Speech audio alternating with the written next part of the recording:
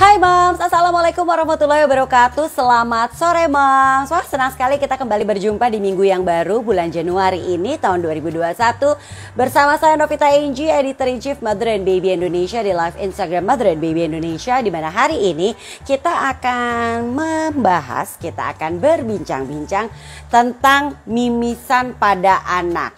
Sebelum kita mulai obrolan kita bersama Dr. Darmadi Darmawan SPA, dokter spesialis anak Omni Hospital Pulau Mas. Saya mau nanya dulu sama moms yang lagi menyaksikan live Instagram kita pada kesempatan sore hari ini. Siapa yang anaknya sering atau suka mimisan? Saya juga. Saya mau cek dulu nih. Coba moms yang anaknya sering mimisan boleh langsung dong meninggalkan komen. Saya sering sekali anak saya mimisan atau anak saya terkadang mimisan. Boleh tinggalkan komen, saya pengen tahu nih siapa aja. Karena saya juga mengalami nih moms, di mana anak saya yang nomor 1 itu sering banget mimisan. Kalau perubahan cuaca nih kayak sekarang nih, panas, hujan, lalu panas lagi, lalu hujan lagi, itu pasti mimisan. Belum lagi kalau pelajaran di sekolah lagi berat banget, stres, pasti mimisan. Nah, makanya nih hari ini akan kita bahas semuanya ya bersama dengan Dr. Darmadi Darmawan SPA, dokter spesialis anak Omni Hospital Pulau Mas mengenai mimisan. Nah, kata Chelsea Luga, saya belum pernah tapi saya ingin tahu ilmunya. Boleh banget. Kalau gitu kita langsung aja yuk ngobrol sama Dr. Darmadi ya. Udah siap untuk menjawab pertanyaan-pertanyaan moms? Kalau moms punya pertanyaan, langsung tinggalkan pertanyaan di kolom komennya ya moms ya. Oke, ini dia. Selamat sore Dr. Darmadi, apa kabar? Halo. Ya, apakah sudah terdengar ya, dokter? Putus nih koneksinya. Sekarang udah. Oke. Ya, sudah aman dok? Aman. Oke. Apa kabar dokter? Sehat? Sehat, terima kasih. Gimana Mbak Enji juga sehat? Sehat juga. Nah, hari ini dokter kita akan membahas tentang mimisan. Tadi saya sempat cerita di awal sama moms yang tadi sudah menyaksikan Instagram kita dari awal bahwa saya tuh ngalamin banget dok. Anak saya yang pertama tuh waduh hobinya mimisan dok. Apalagi kayak perubahan cuaca kayak sekarang, dari hujan lalu panas, tahu tiba-tiba hujan gitu kan, atau dari ruangan panas masuk ruangan dingin, itu pasti langsung mimisan dan bisa lama banget. Belum lagi kalau stres sama pelajaran di sekolah, itu juga pasti mimisan dok. Nah makanya mungkin yang perlu kita tahu pertama-tama adalah dok, sebenarnya penyebab mimisan pada anak itu apa sih dok? Penyebab mimisan hidungnya kan di sini ada septum tuh namanya. Nah septumnya mungkin miring atau juga ada kelainan di situ karena pembuluh darahnya juga, atau mungkin dikorek-korek tuh, anak-anak kan sering korek-korek. Oh iya benar. Atau kelainan yang sistemik. Betul, atau kelainan sistemik, misalnya gangguan pembuluh darah, gangguan malformasi vaskuler, jadi pembuluh darah di sekitar situ, di daerah hidungnya ada masalahnya. Atau karena pengaruh obat-obatan juga bisa, misalnya kita mengkonsumsi obat-obatan, misalnya untuk gangguan perdarahan, untuk pengentalan darah, pengenceran darah, dan juga misalnya bisa. Terus juga bisa tuh, misalnya mengkonsumsi ginkgo biloba juga bisa. Terus dan juga gitu, faktor lingkungan ya, faktor lingkungan artinya jika ada alergi atau udara hidung kita kering dan rentan terhadap mimisan. Iya. Oke. Jadi bisa dibilang penyebab mimisan itu macam-macam ya dok, tidak bisa dibilang cuma satu aja gitu permasalahan ya dok ya. Halo dokter, apakah aman? Ya. Oke, mungkin sambil kita cek ya moms, apakah bisa mendengar suara saya? Dokter juga bisa dengar dok, udah aman dok? Bisa, clear. Oke, ya. Jadi bisa dibilang penyebab mimisan itu macam-macam ya. Saya ingat sekali kalau anak saya itu penyebab mimisannya karena pembuluh darahnya di salah satu lubang hidungnya itu tipis. Jadi benar-benar perubahan apapun gitu di cuaca, apalagi atau mungkin juga dia lagi stres, itu langsung menyebabkan anak saya jadi mimisan. Nah, benar nggak sih dok, mimisan itu dipengaruhi oleh faktor keturunan? Karena beberapa pertanyaan juga ada yang menanyakan nih dok. Ini dari Anita Cahyadi. Mimisan itu keturunan orang tua nggak sih? Dan anak tuh umur berapa sih bisa mulai berhenti mimisan? Tapi mungkin kita jawab yang pertanyaan pertama dulu kali ya. Ini faktor keturunan nggak sih dok, mimisan? Halo. Iya. Ya. Jadi pertanyaannya apakah faktor keturunan ya. Ya. Ya, ya. Penyebab mimisan kan memang banyak macam. Ada mimisan yang karena memang ada faktor keturunan. Misalnya kalau gangguan kelainan darah seperti hemofili A dan B atau gangguan von Willebrand disease. Nah itu kan sifatnya diturunkan. Nah itu juga bisa karena gejala mereka hanya sebagian faktor kecil aja. Ya. Halo. Ya, halo. Dokter. Ya. Sudah aman dok jaringannya? Oke kita lanjut.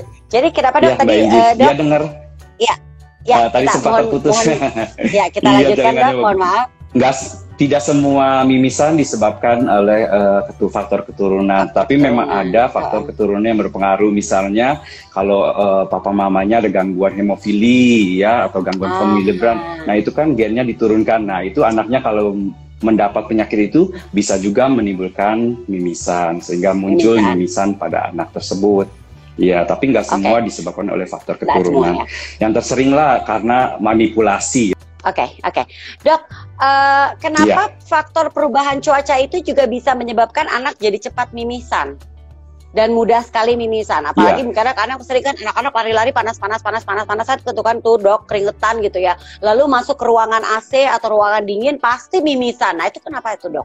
Jadi memang faktor cuaca dan udara itu mempengaruhi.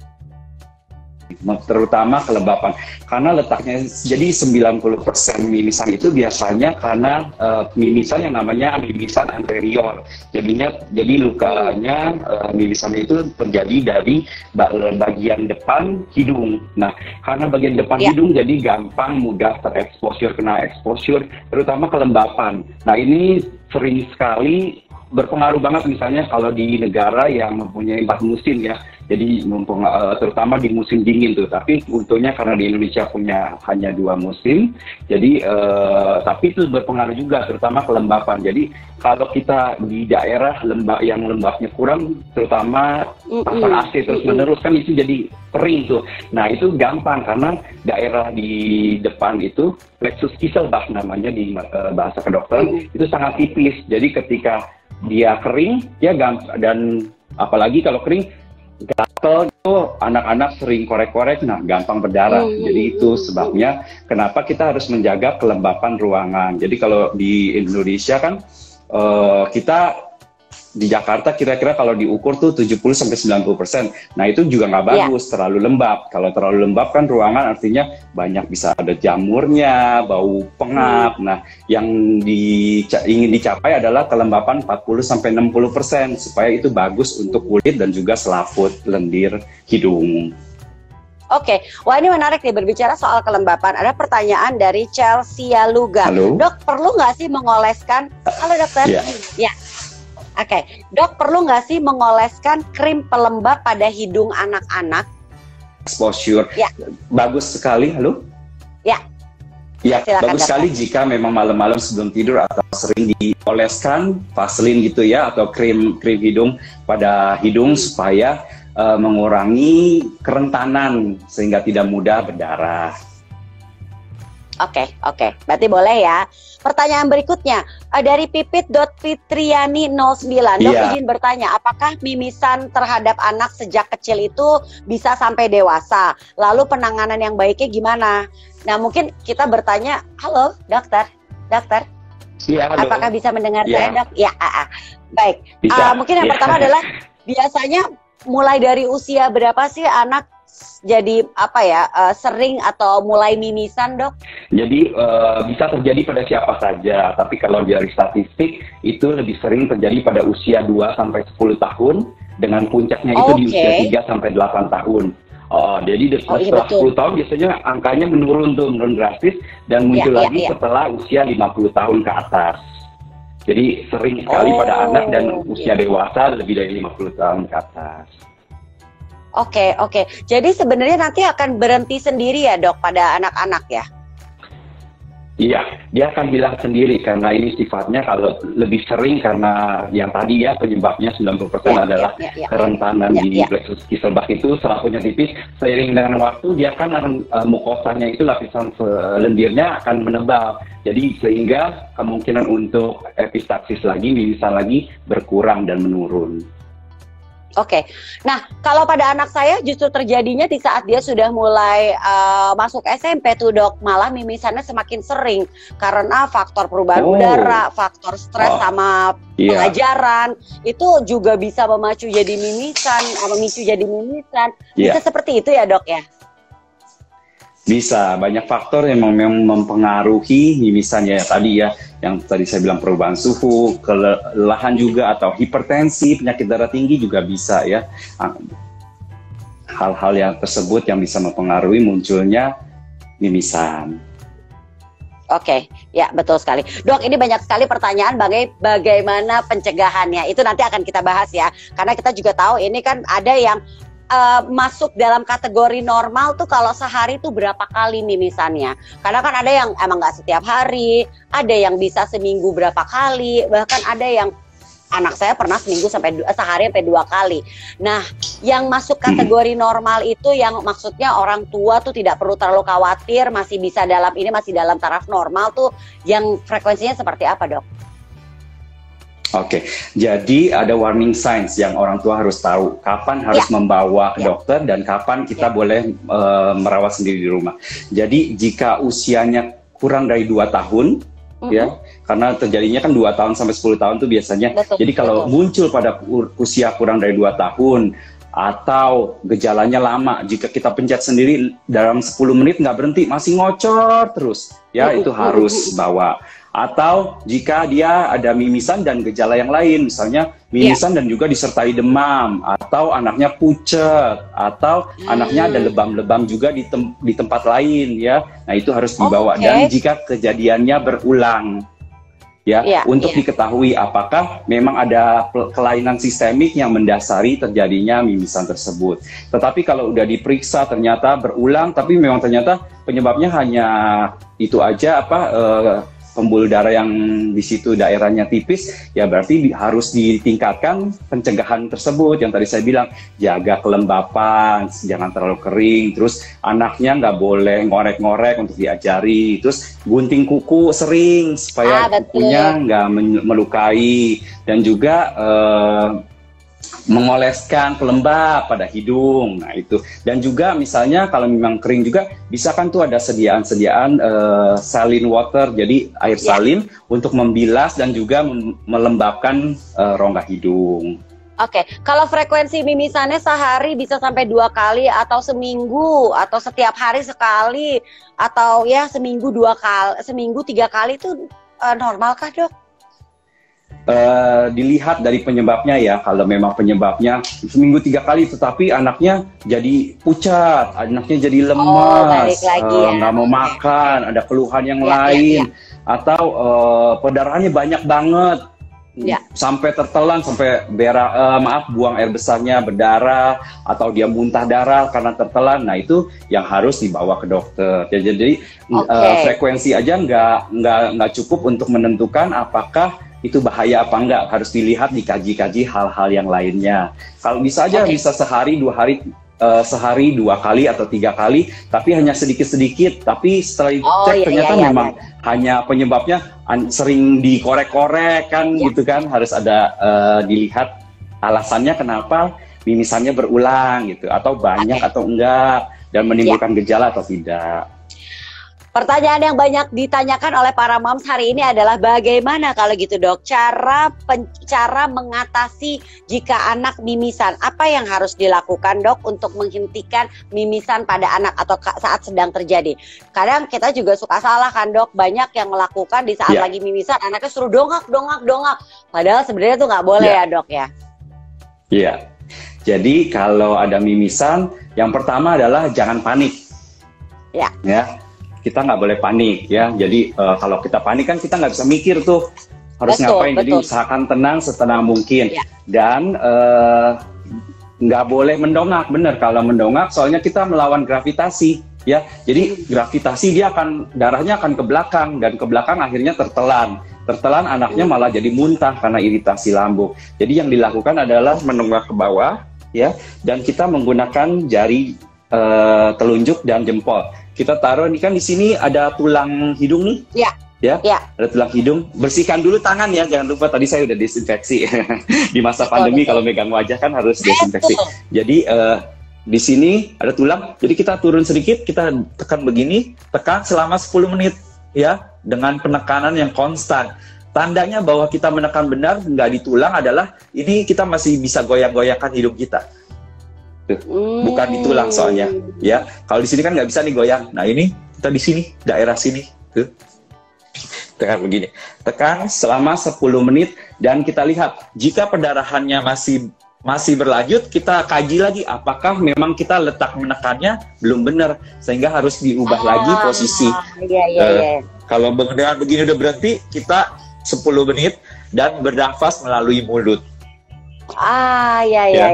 Betul. Kalau dengan Oke. 10 menit dia tidak berhenti, masih ada perdarahan atau banyak sekali, mungkin aja kan epistaksisnya atau mimisannya itu di bagian belakang ya, jadi harus ke dokter segera ya untuk melihat apakah perlu penanganan lebih lanjut ya. Tapi biasanya sih akan berhenti karena hanya 10% kira-kira kejadian yang perlu tindakan ke dokter. Oke, Dok, yang ingin saya tanyakan karena saya tahu ini banyak sekali Moms juga tahu ya, dan juga mungkin pernah melakukan. Katanya kalau mimisan itu harus dimasukin daun sirih ke dalam hidung. Itu kan kayak pengobatan tradisional yang kita tahu. Yeah. Apakah itu boleh dilakukan? Karena saya juga pernah dengar malah ada yang bilang jangan dimasukin daun sirih karena daun sirihnya kan belum tentu bersih. Nah, ini gimana nih, Dok? Mungkin dokter bisa meluruskan atau memberikan tips nih, Dok. Ya, jadi memang benar kalau dari herbal gitu, daun sirih itu memang ada mengandung zat tanin salah satunya ya. Zat tanin itu mempengaruhi supaya pembuluh darah berhenti. Tetapi ya kita harus hati-hati karena yakin nggak itu bersih. Daun sirihnya itu bersih, atau kalau kita potong-potong sedemikian rupa, kalau dia tajam malah akhirnya malah merusak lagi dan akhirnya tambah berdarah. Jadi sebenarnya cukup dengan penekanan dan juga mengkompres dingin. Jadi kalau punya kompres pack itu ice pack. Sebenarnya dengan itu darahnya berat banget dan juga dia letaknya di belakang yang tidak mudah berhenti dengan penekanan dan juga kompres es. Boleh pakai kapas atau tisu, Dok?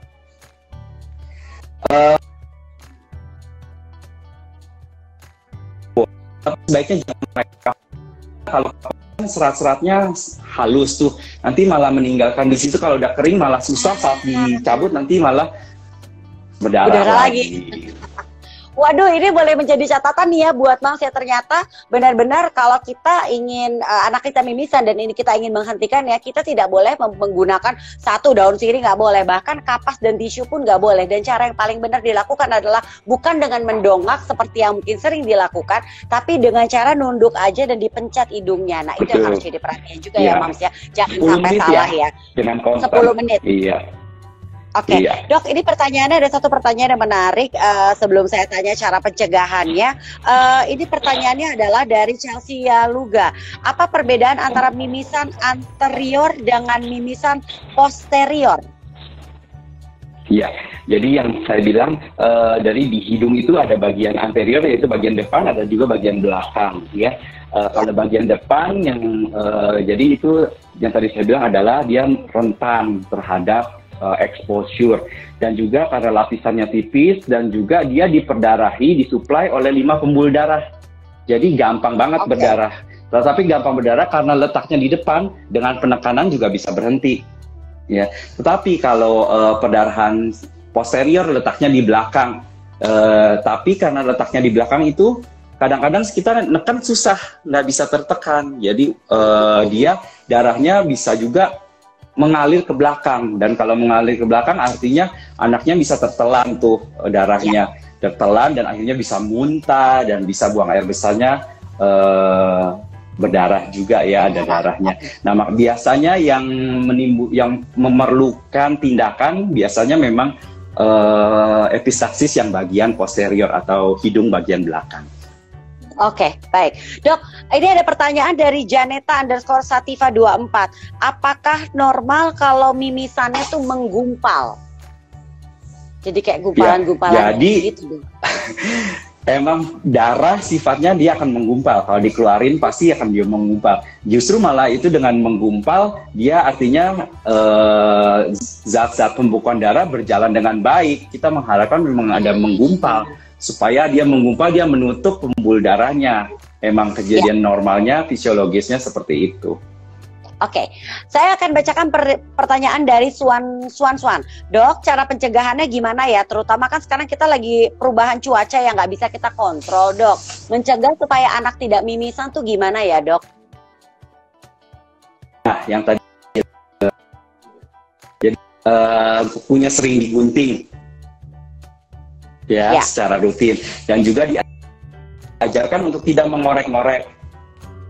Ya, dan lagi jaga kelembapan, jadi 40-60%. Nah, mumpung di sini masa pandemi banyak banget, termasuk mungkin Mbak Angie lagi demam tanaman nih kayaknya nih.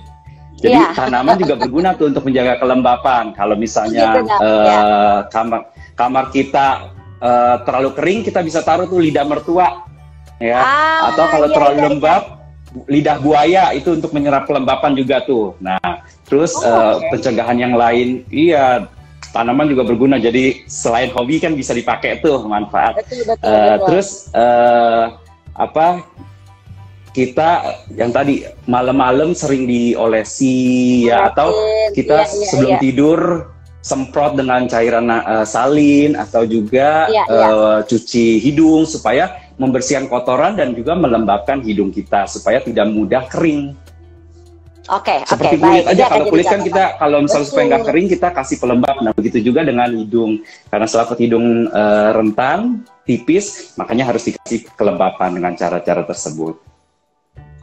Ini ada Devi Mariam. Dok, anak saya lagi demam terus mimisan banyak banget. Kenapa ya, Dok?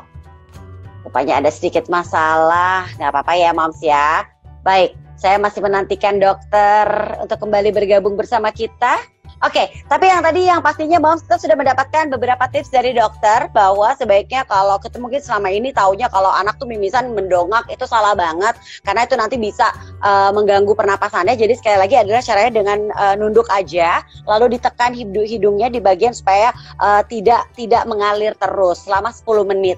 Lalu juga yang harus jadi perhatian, ternyata kalau kita menggunakan sirih itu jangan daun sirih, kapas, ternyata tidak boleh. Daun sirih bahayanya adalah kalau kotor itu akan menyebabkan infeksi. Lalu kadang-kadang bagian daun sirih itu kan suka ada yang tajam tuh, takutnya akan menyebabkan luka lagi pada hidung anak kita. Sementara kalau kapas atau tisu ada jaringan-jaringan yang nanti bisa nempel dan tertinggal di hidung, nanti kalau dibersihkan bisa menyebabkan mimisan lagi. Nah, yang bisa dilakukan adalah oleh para moms tadi tentunya menjaga kelembapan area hidung dari anak-anak kita, dan tentunya di kamar pun juga mesti dijaga. Kalau kamarnya terlalu kering, tadi ternyata ada beberapa tanaman yang bisa membantu moms untuk membuat kamar tidak terlalu kering atau lebih lembab, yaitu dengan tanaman lidah mertua. Tapi kalau misalnya kamarnya terlalu lembab, bisa ditaruh lidah buaya. Nah, jangan sampai salah ya, Mam.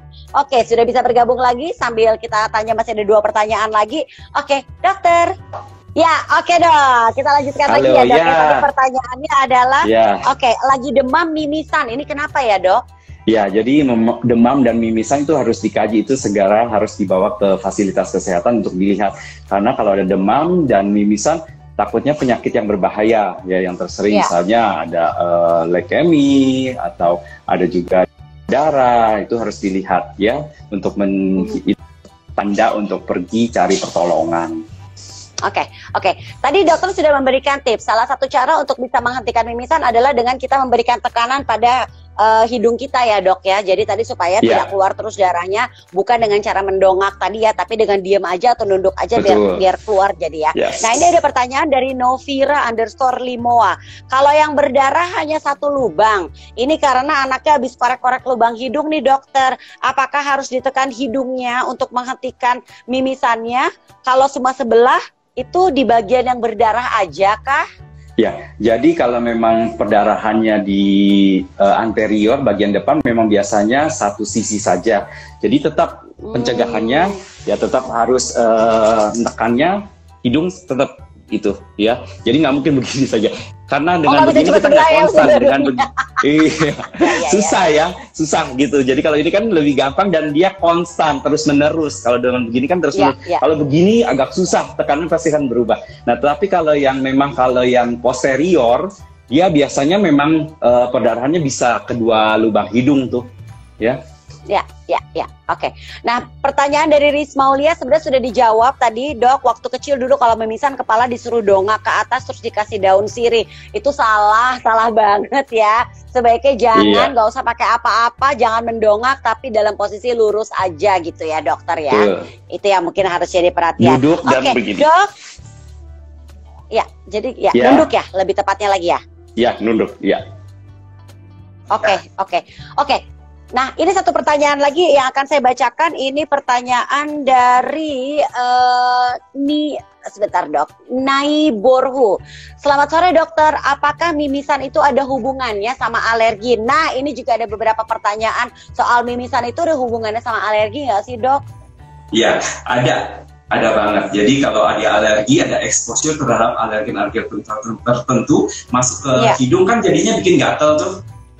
Kalau gatal kan pasti akan dikorek. Nah itu. Dan juga atau kalau alergi bisa menimbulkan pilek. Kalau pilek kita buang ingus atau sekret itu dengan meniup kencang kan juga, atau gosok-gosok itu kan juga trauma terhadap lapisan yang memang sudah tipis. Jadi karena digosok-gosok gampang berdarah. Nah itu bisa timbul mimisan. Jadi berpengaruh sekali terhadap alergi memang. Oke, baik.